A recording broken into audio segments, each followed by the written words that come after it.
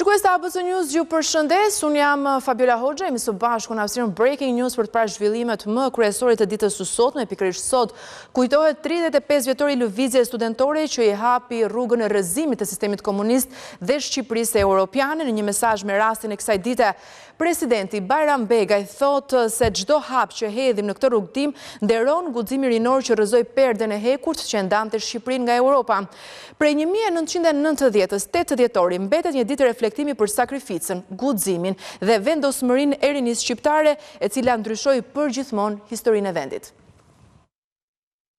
Në 35 vjetorin e lëvizjes studentore, presidenti Bajram Begaj ka përkujtuar sakrificën e të rinjve shqiptar që i hapën rrugën Shqipërisë drejt Europës. Në një status në rrjetet sociale, kreu i shtetit thotë se aspirata europiane e shqiptarëve është e pandar nga idealet e lirisë dhe demokracisë. Guximi dhe lëvizja rinore e dhjetorit 90-s i hapën rrugën Shqipërisë Europiane. Çdo hap që hedhim në këtë rrugëtim nderon guximin rinor që rrëzoi perden e hekurt që ndatë Shqipërinë nga Evropa. 8 dhjetori është shënuar në kalendar për iniciativën e një grupi studentësh e pedagogësh të universiteteve të Tiranës, të cilët u bën iniciator e protagonist të ktesës së madhe historike, protestave paqësore që sollën rënien e sistemit komunist dhe lindjen e demokracisë. Me shprehjen e duam Shqipërinë si gjithë Europa, ata kërkuan ngritjen e sistemit të vlerave perëndimore dhe të shtetit të së drejtës, integrimin në Europë dhe garantimin e pluralizmit politik si bazë kryesore për një shoqëri të lirë e demokratike, që prej vitit 2009, kjo ditë përkujtohet dhe si dita e rinisë. Pezullimi i zëvendës kryeministres me vendim të gjykatës së posaçme sipas shefit të qeverisë është ndërhyrja më brutale në ekzekutiv. Rama paralajmëroi se ky precedent cënon balancën mes pushteteve dhe ka sjell bllokimin e punës në disa institucione kyçe. Sipas tij, ankimimi në gjykatën kushtetuese është një betejë institucionale për mbrojtjen e kompetencave të qeverisë, ndërsa padia në kushtetuese pritet të shqyrtohet më datë 12 dhjetor. Kryeministri Edi Rama ka komentuar sërish pezullimin e zëvendës kryeministres Belinda Balluku. Shefi i qeverisë konsideron vendimin e gjykatës së posaçme ndërhyrje brutale në ekzekutiv që ka bllokuar punën e disa institucioneve, ndaj dhe ankimimin në gjykatën kushtetuese, thotë se është betejë për ruajtjen e balancës mes pushteteve. Është një betejë institucionale, një betejë themelore për mbrojtjen e kufive mes pushteteve dhe për mos lejimin e marrjes kompetencave ekskluzive të kryeministrit, qeverisë, parlamentit nga një prokuror dhe një gjykatës.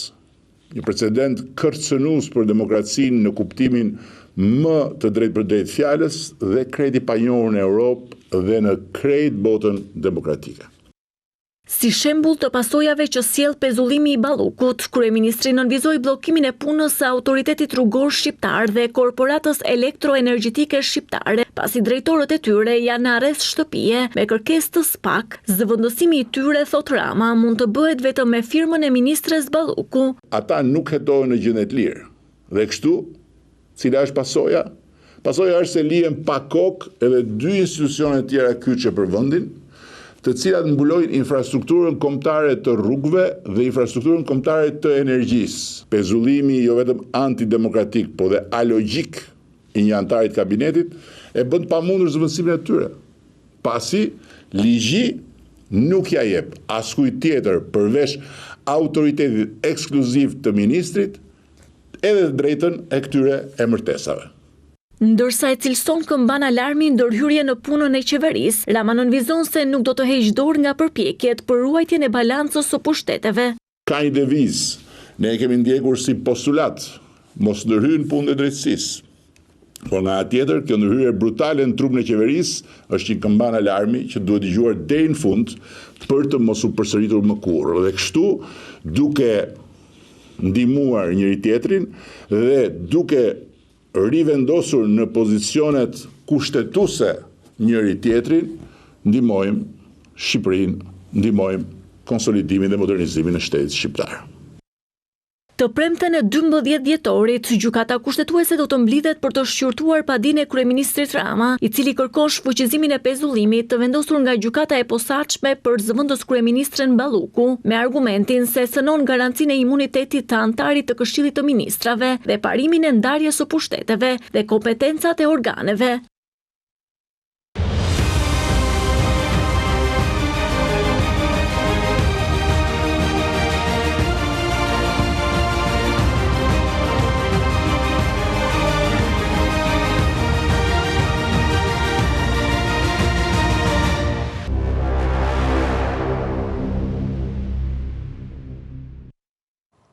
Një arratisje si në për filma, shqiptari Taulan Toma i dënuar në Itali u arratis nga burgu duke prerë hekurat e qëllisë dhe duke përdorur qarqaf të lidhur mediat italiane, shkruajnë se arratisja dyshohet se ka ndodhur gjatë ndërrimit të turnit të rojeve për shqiptarin e dënuar për grabitje. Kjo është hera e 4 që ndërmerr arratisjen.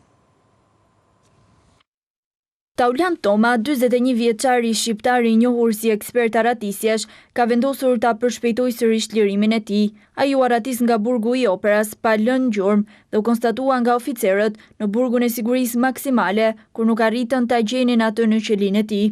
Arratisja dyshohet të ketë ndodhur gjatë dërrimit të turneve të rojave dhe ishte përgatitur deri në detajin më të vogël, gjë që shpjegon shpejtësinë me të cilën u realizua. Dyshohet se Taulan Toma ka prerë hekurat e dritares dhe më pas ka dalur në obor, ku më pas është ngjitur mbi murin rrethues dhe është zhdukur.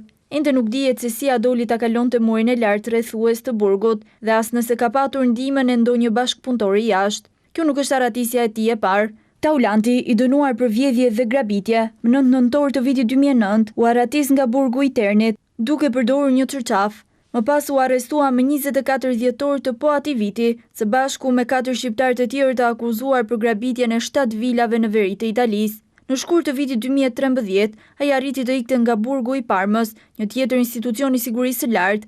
Atëherë ai iku së bashku me Valentin Frokajn, i cili u vra më vonë nga një argjentar gjatë një grabitje në një vilë. Taulan Toma u arrestua gjithashtu më 11 shtator të vitit 2013, por arriti të arratisej disa muaj më vonë nga burgu i Lantit në Belgjik, më 4 dhjetor të vitit 2013. Toma është i njohur gjithashtu si një nga pjesëtarët e bandës së Ilir Pajës, i njohur nga policia italiane me Novkën UFO. 4 persona o plagosën, mes të cilëve 3 punonjës policie të forcave të ndërhyrjes së shpejtë në aksidentin e ndodhur në aksin Levan Tepelenu përfshi një automjeti Benz dhe një furgoni FNSH. Automjeti policisë përfundoi në kanal, ndërsa shkak dyshohet të jetë bërë shpejtësia e lartë e automjetit Benz që goditi nga pas furgonin e policisë. 2 automjete janë përfshirë në një aksident mesditën e kësaj të diele në autostradën Levan Tepelen në afërsi të Çakranit, duke lënë të plagosur 4 persona. Sipas njoftimit të policisë, aksidenti ka ndodhur rreth orës 11, ku një furgon i forcave të ndërhyrjes së shpejtë është përplasur nga një automjet tip Benz. Siç duket edhe nga pamjet e siguruara nga ABC News, furgoni ka përfunduar në kanal. Si pasojë e aksidentit janë dëmtuar 3 efektiv policie dhe drejtuesi i automjetit Benz. 4 të plagosurit janë dërguar me autoambulancë në spitalin rajonal të Fierit për ndihmë mjekësore. Dhe sipas burimeve brenda spitalit ndodhen jashtë rrezikut për jetën. Shkak e aksidentit dyshohet të jetë bërë shpejtësia e lartë e automjetit tip Benz që ka goditur nga pas furgonin e FNSH-s.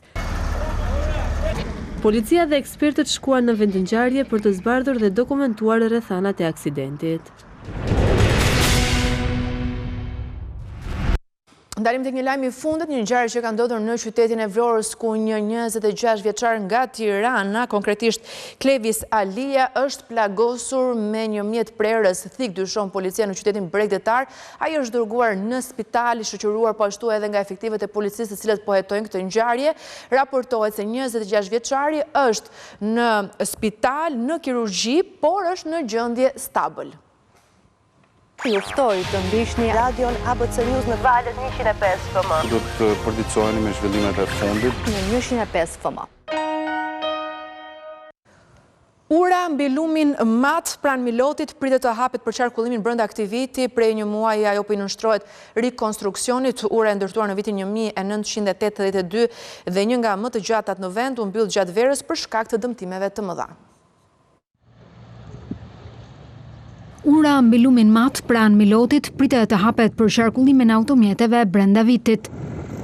Prej një muaj, ajo po i nënshtrohet rikonstruksionit. Rreth 60% e punimeve në bezamentin e saj janë kryer, megjithse prurjet në shtratin e lumit kanë vështirësuar punën ditët e fundit. Aktualisht po punohet me intensitet shumë të lartë, pasi kjo është një ndërhyrje emergjente dhe afati i punimeve është rreth 2 muaj, është një afat shumë i shkurtër.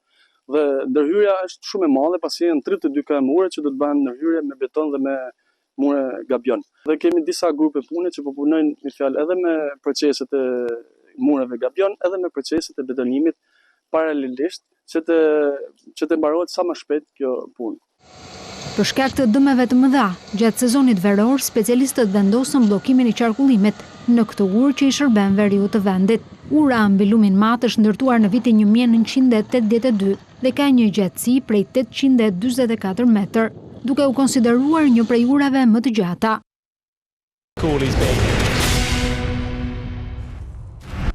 Dalim me njërë tek një lajm i fundit. Është ekstraduar nga Spanja një 46 vjeçar shqiptar, i cili në vitin 2023 ka tentuar të kryente një vrasje në qytetin e Beratit. Kolegja Bleona Prengza do të jetë në raportim.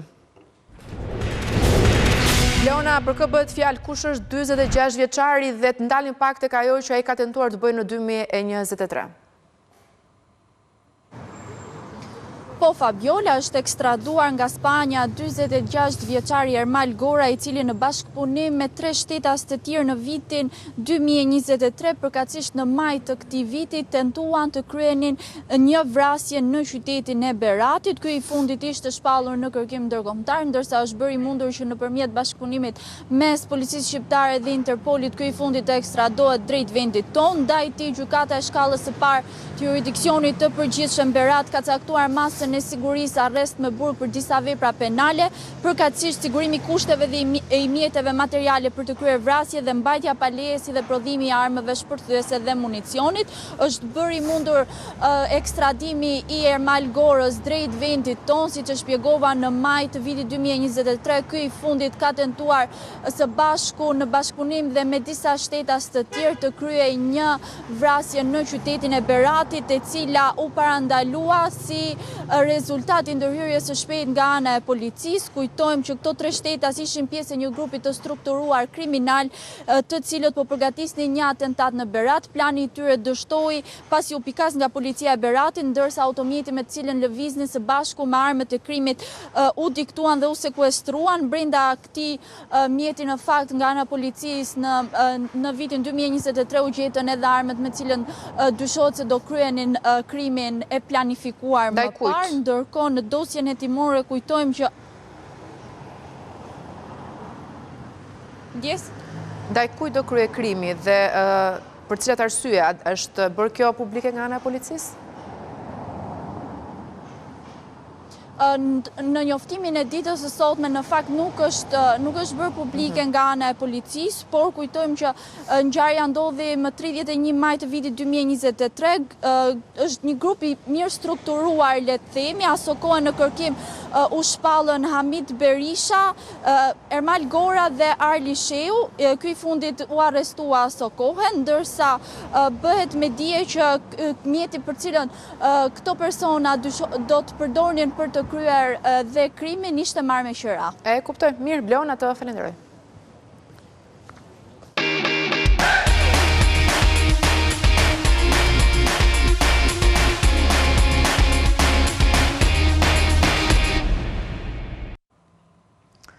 Zemra nuk po godet më vetëm moshën e 3 të vendit, po i shton me ritme shqetësuese rastet e humbjeve të jetës nga arrestet kardiake, ndërsa mjekët ngren alarmin për uljen e moshës së pacientëve. Shpesh janë të rinjt që preken nga aritmit e rënda apo patologjitë e lindura të pazbuluara në kohë.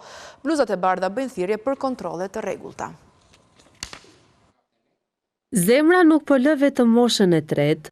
Vendi po përballet me një rritje të ndjeshme të humbjeve të jetës si pasojë arresteve kardiake. Shqetësuese për mjekët mbetet ulja e moshës, ku gjithnjë më shpesh po preken të rinjt. Shpesh këto arreste kardiake nuk është se shumica ndodhin në rrugë, ndodhin në shtëpi, ndodhin në punë, por shpesh neve na ndodhin edhe në urgjencë. Vjen pacienti me dhimbje gjoksi, vjen pacienti me aritmi dhe në moment mund të kryej arrestin kardiak. Patjetër është një shtim shumë i madh, aq më tepër që është shtimi në moshat e reja. Nëse më para viteve 2010, kemi pas që djali sillte babain për infarkt, për ndërhyrje koronarografi ose për ndërhyrje, në kohët e sotme shikojmë që babai sjell djalin. Infarkti nuk është gjithmonë shkaku i një arresti kardiak. Tek të rit, mjeku kardiolog Edion Hajro thotë se shpesh arresti vjen nga aritmit malinje dhe patologjitë të lindura, të cilat nuk zbulohen në kohë. Në periudhën e tanishme shikojmë edhe mosha deri 20-30 vjeç që vinë me infarkte. Jo sa herë arresti shkaktohet nga infarkti.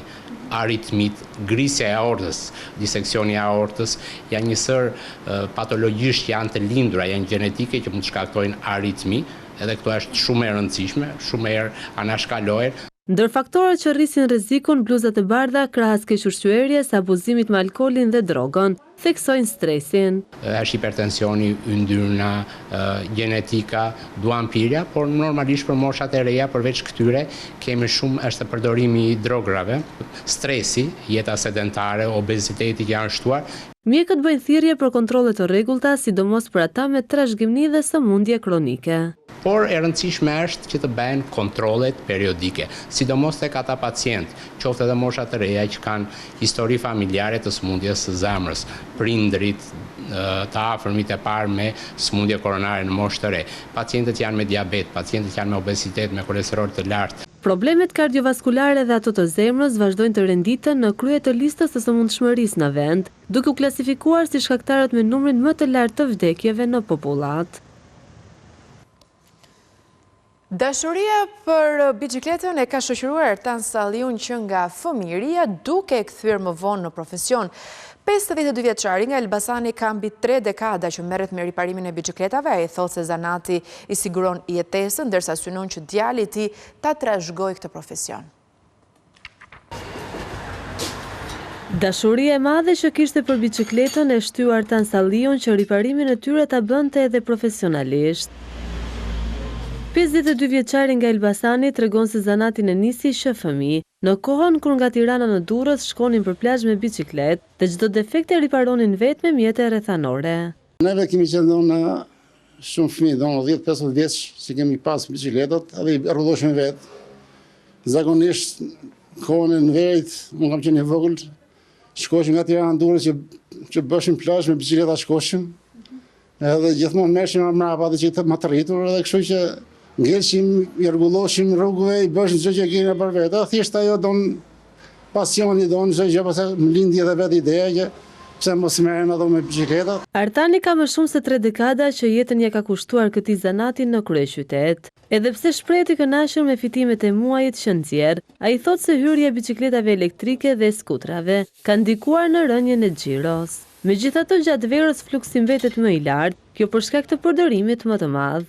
Vjen pa lek, ikën me lek shtëpi. Është zanat që nuk të le pa bukë. Kam 30 vite që punoj dhe kështu jam i kënaqur me punën në zanatin edhe derisa të kem kohë me duar dhe punoj. Këto don sidomos to vitet e fundit, don 2-3 vite e fundit që ka pasur shumë don kjo puna e biçikletave elektrike, skuterëve gjëra, ka po është edhe sezoni don ndikohet sezoni i verës, ndikohet don që përdoret më shpesh. Sipas mjeshtrit të biçikletave, ky zanat është drejt shtukjes, pasi të rinjt nuk tregojnë interes për ta mësuar, ndryshe nga çfarë ndodhte vite më parë. Nuk ose vinë të interesohen, të kenë qef, të shohin donë që të kenë kurioz, që të hasë të zjerë këtë gjatë që ta bëjë dhe unë, ta bëjë dhe unë. Është shumë e vështirë këtë rritë të soqën, se përpara kam pas plot. Në visha donë, vishin fëmijë nga 10-12 vjeç, kishin qef të kapshin vetë, të rrulloshin vetë. E kishin pasion heka dhe kushtet të qenë shumë vështirë, mund të jesh me kokra, me thënë drejtën. Në çdo rast Artania e ka gjetur pasardhësin e zanatit brenda familjes. Djalin e ka futur në punë që në moshën 10 vjeçare dhe sot ai di pothuajse çdo proces. Mjeshtri thotë se kur të mos jetë më vet, është djali ai që do ta zëvendësoj. E kam nisur ashtu ka bën shifte qese ose diçka dhe i bënte, kështu që edhe çuni e ka me qef, e ka si zanatet e kanë xhef. Nesër pas nesër, sosh babi tak ngre qefenin. Edhe kështu që dyqani nuk ka për në mbyll asnjëherë. Kemi ardhur në fund të Breaking News, por tepër njoftoj të klikoni në webin tonë abcnews.al për tjera zhvillime, gjithashtu i mund të na ndiqni edhe në radio në frekuencat 105 FM. Në orën 11 do të jeni me kolegen Kassandra Pali. Faleminderit që na ndiqni.